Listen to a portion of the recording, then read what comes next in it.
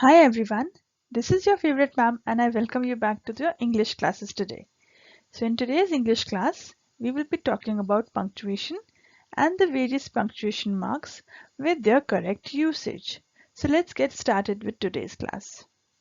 So punctuation marks are those symbols that basically indicate the structure and organization of the written language, as well as the intonation and pauses to be observed when reading aloud. So what is the need to punctuate? Punctuation basically allows the author's writing to be easy to read and understandable for the reader.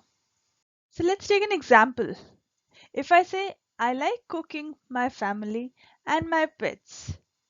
Now, what does that mean? It's scary.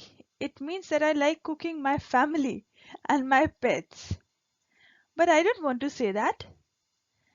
But if we put a simple comma in between cooking and my, the whole meaning of the sentence is changed.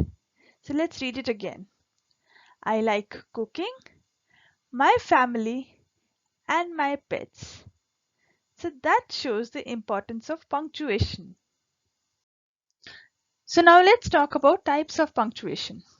There are different types of punctuation marks like a period, a question mark, quotation mark, capital letters, etc. Let's talk about them one by one.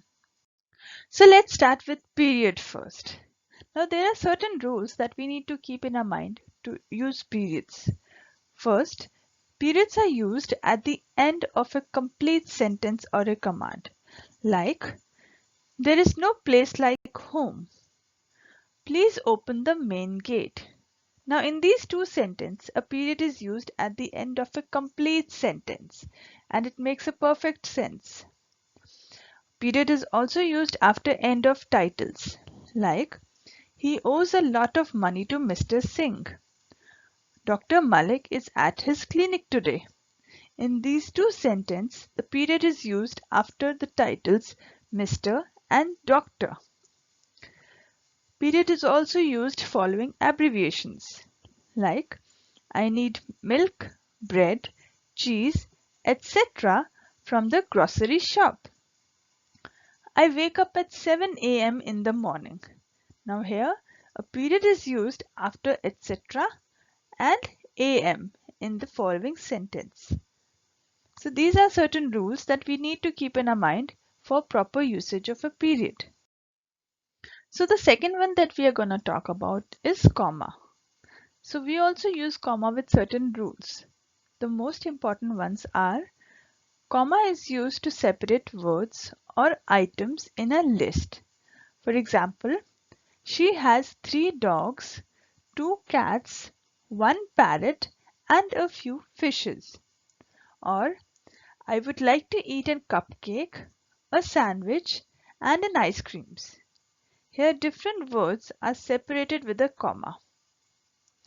Comma is also used to separate date of the month from the year. For example, he was born on September 10th, 1986. Or August 15th, 1947 was an important day in Indian history.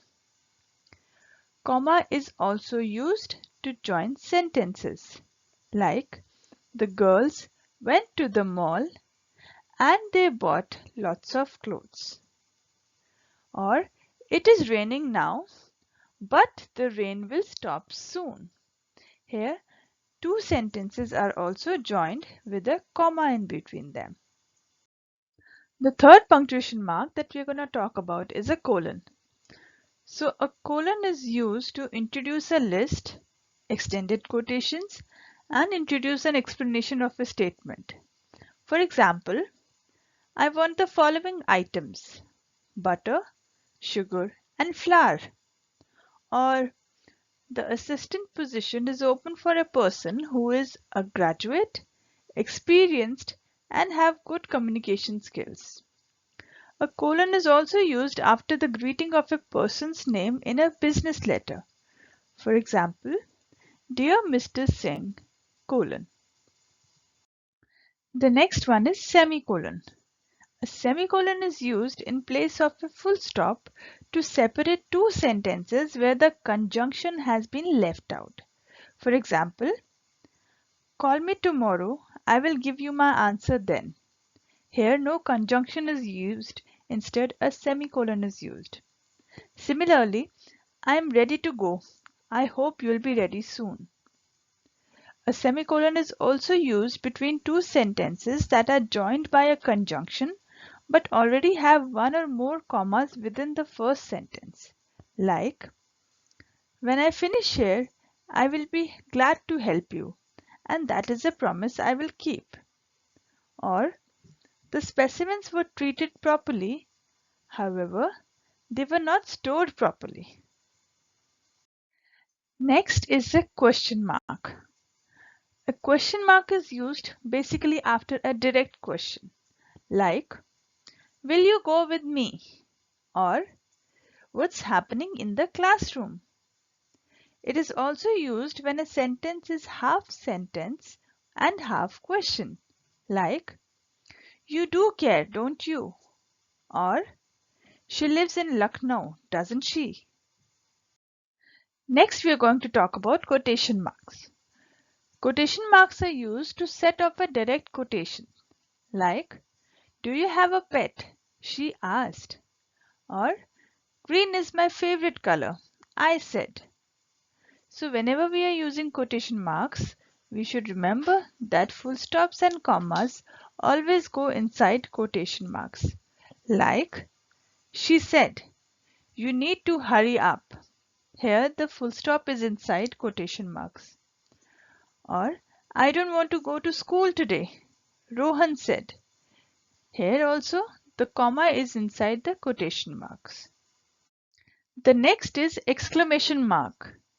Exclamation mark is used at the end of a statement to show strong emphasis or surprise. For example, I am really shocked by his behavior. Or, summer vacation is in 3 days.